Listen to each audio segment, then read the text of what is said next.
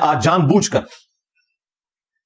کالے کپڑے اور کالی پگڑی پہنی ہے، صرف اس لیے کہ تاکہ جو پبلک کے اندر یہ مشہور ہے کہ یہ جہنمیوں کا لباس ہے، اور پبلک سے مراد اہل سنت کی پبلک.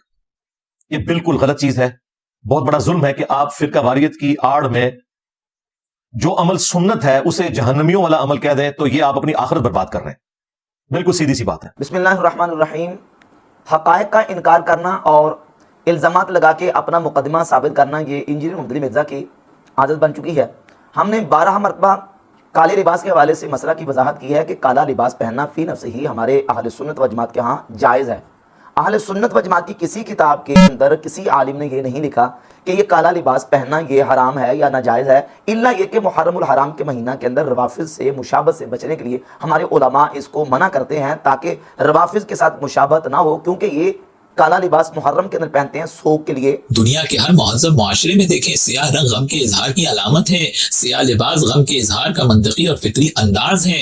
جب محمد وآل محمد علیہ السلام کا ہم غم مناتے ہیں تو ہمارے اس غم کا اظہار ہمارے سیاہ لباس سے بھی ہوتا ہے، اور ہم اسی محبت کے تحت امام حسین کے غم میں ماہ محرم الحرام میں سیاہ لباس پہنتے ہیں. محرم میں کالا سوٹ پہننا جائز ہے؟ ثواب کا کام ہے جی آج کل تو پہننا.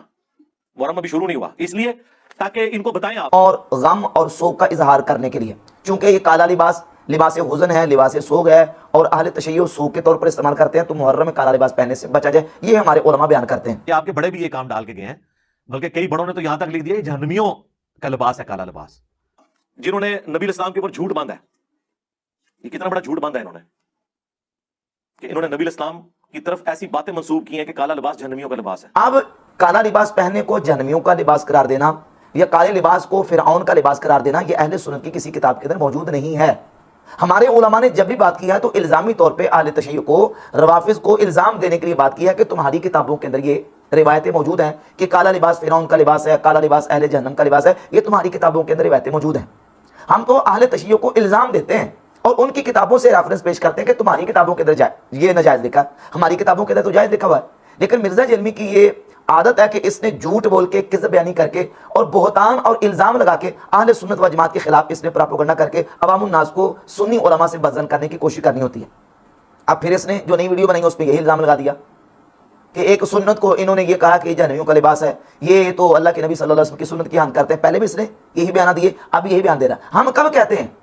پہلی بات یہ ہے کہ ہماری کس کتاب میں لکھا ہے، کس عالم نے یہ بات لکھی ہے. اب رہ گئی بات یہ کہ کالے لباس کو جہنمیوں اور فرعون کا لباس کس نے کہا، تو میں آپ کے سامنے چند حوالہ جات پیش کرتا ہوں. یہ اہل تشیع کی معروف اور معتبر کتاب ہے الفروع من الکافی. یہ میرے ہاتھ میں کتاب موجود ہے، اس کی جلد نمبر 6 کتاب الزی والتجمل والمروءہ، اور اس میں 12422 نمبر روایت ہے. کان رسول اللہ صلی اللہ علیہ وآلہ وسلم یکرہ السواد الا فی ثلاث.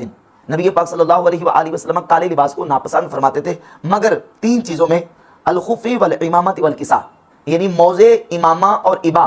اس کے علاوہ کالے لباس کو نبی پاک علیہ السلام ناپسند فرماتے تھے. یہ شیعہ کتاب کے اندر لکھا ہوا ہے. 12423 نمبر روایت ہے.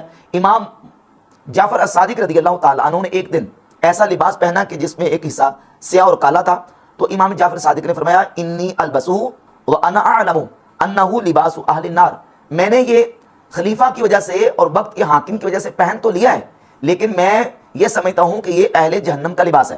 نیچے اسی روایت کے حاشیے میں اس کے محقق نے لکھا کہ انما کان من لباس اہل النار لسوادہ، یعنی امام جعفر صادق نے اس لباس کو جہنمیوں کا لباس اس لیے کہا اس کے کالا ہونے کی وجہ سے. وانما لبسہ علیہ السلام مع علمہ بذلک للتقیۃ. تو امام جعفر صادق نے کیوں پہنا اس کے باوجود کہ آپ کو علم تھا؟ تو ان کا محقق عالم لکھتا ہے کہ اس لیے کہ امام جعفر صادق نے تقیہ کیا تھا. لأن آل عباس کانوا یلبسون السواد، کیونکہ آل عباس جو بنو عباس کا جو خلیفہ تھا یا ان کے حکمران تھے وہ کالا لباس پہنتے تھے، تو امام جعفر صادق نے تقیہ کے طور پر پہنا. یہ 2 روایتیں میں نے الفروع من الکافی سے آپ کے سامنے بیان کر دیں، اور یہ من لا یحضر الفقیہ شیعہ کی معروف اور معتبر کتاب ہے. اس کے اندر بھی ایک میں آپ کے سامنے حوالہ پیش کرتا ہوں. پہلی جلد ہے اور اس میں 765 766 اور 767 نمبر روایت ہے. سئل صادق عن الصلاۃ فی القلنسوۃ السوداء. امام جعفر صادق رضی اللہ تعالیٰ عنہ سے پوچھا گیا کہ کیا کالی ٹوپی پہن کے نماز پڑھنا جائز ہے؟ تو امام جعفر صادق نے فرمایا لا تصلی فیہا فانہا لباس اہل النار، کہ کالی ٹوپی پہن کے نماز نہ پڑھو کیونکہ یہ جہنمیوں کا لباس ہے. اور 766 نمبر روایت ہے وقال امیر المومنین، حضرت مولا علی نے فرمایا فیما علم اصحابہ، یعنی اپنے اصحاب کو آپ نے سکھایا اور کہا لا تلبسوا السواد فانه لباس فرعون، کالا لباس مت پہنو کیونکہ کالا لباس یہ فرعون کا لباس ہے۔ شیعہ کی من لا یحضر الفقیہ کی جلد نمبر 1 صفحہ نمبر 66 پہ 767 نمبر روایت کے اندر موجود ہے وکان رسول اللہ صلی اللہ علیہ وآلہ وسلم یکرہ السواد الا فی ثلاثۃ، نبی پاک علیہ الصلوۃ والسلام کالے لباس کو ناپسند فرماتے تھے مگر 3 چیزوں میں، الامامۃ والخوف والکساء، امامہ، موزے اور عبا جو پہنی جاتی ہے اس کے علاوہ۔ اور یہ اس سلسلہ میں آخری حوالہ میں آپ کے سامنے پیش کرتا ہوں، علل الشرائع، سیدنا مولا علی رضی اللہ تعالیٰ عنہ سے شیخ صدوق شیعہ کا بہت بڑا عالم ہے، اپنی کتاب علل الشرائع کے صفحہ نمبر 346 اور 347 پہ یہ روایت لے کے گیا، امام مولا علی فرماتے ہیں لا تلبسوا السواد فانه لباس فرعون، کالا لباس مت پہنو، کالا لباس یہ فرعون کا لباس ہے۔ یہ حلیۃ المتقین ہے، ملا باقر مجلسی کی کتاب۔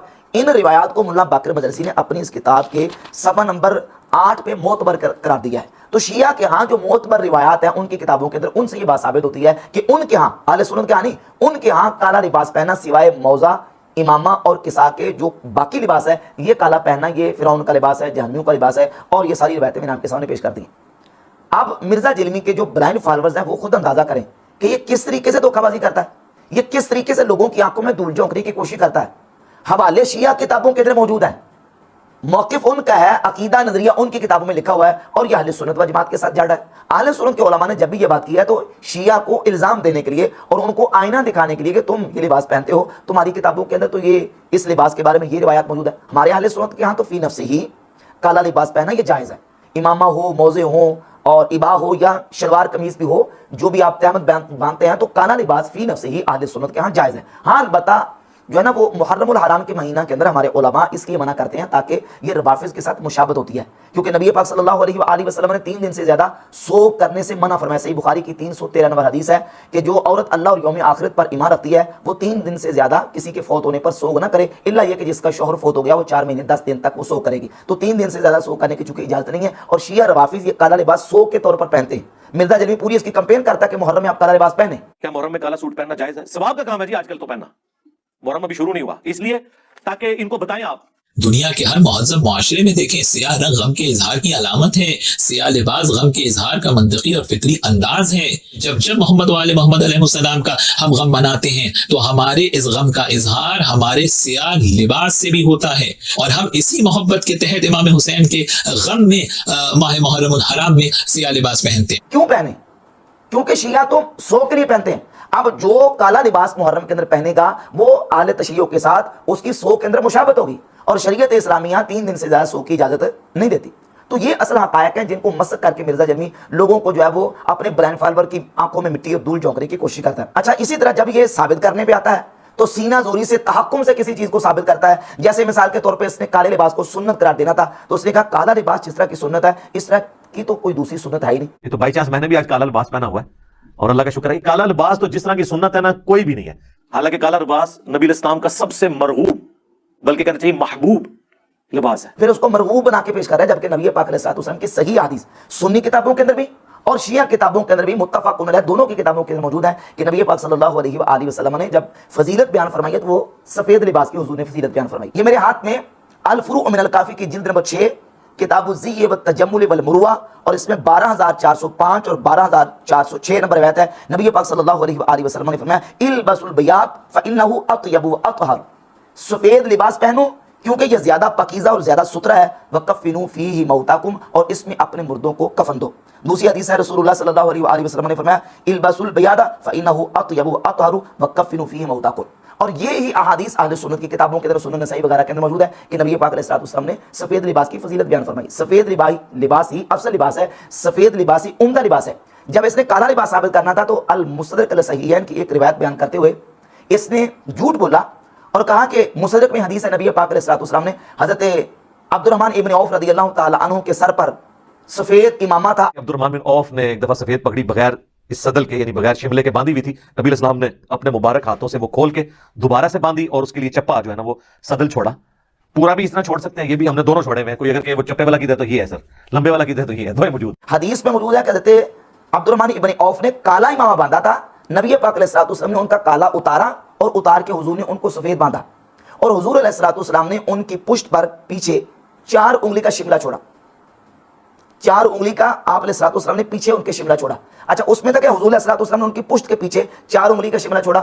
اب مرزا جرمی نے چونکہ اپنا وہ پھول ثابت کرنا تھا اوپر جو بنایا ہوتا ہے, تو اس کو ثابت کرنے کے لیے کہتا ہے ہاں میں دونوں چھوڑتا ہوں, ایک پیچھے بھی چھوڑتا ہوں اور ایک جو نبی علیہ الصلوۃ والسلام نے دوسرا چھوڑا تھا چھوٹا وہ بھی چھوڑتا ہوں, یہ اوپر کر کے دکھاتا ہے. حالانکہ حدیث کے اندر صراحتاً لفظ موجود ہے کہ نبی پاک علیہ الصلوۃ والسلام نے پیچھے چھوڑا, اور صحیح مسلم کے اندر اور دیگر حدیث میں موجود ہے کہ نبی پاک صلی اللہ علیہ وآلہ وسلم جب امامہ شریف باندھتے تھے تو آپ صلی اللہ علیہ وآلہ وسلم جو ہے وہ اپنا امامے کا شملہ حضور علیہ الصلوۃ والسلام اپنی پشت کے پیچھے دونوں کندھوں کے درمیان میں چھوڑا کرتے تھے. یہ صحیح حدیث ہے, صحیح مسلم کی حدیث ہے, یہ بات بالکل واضح.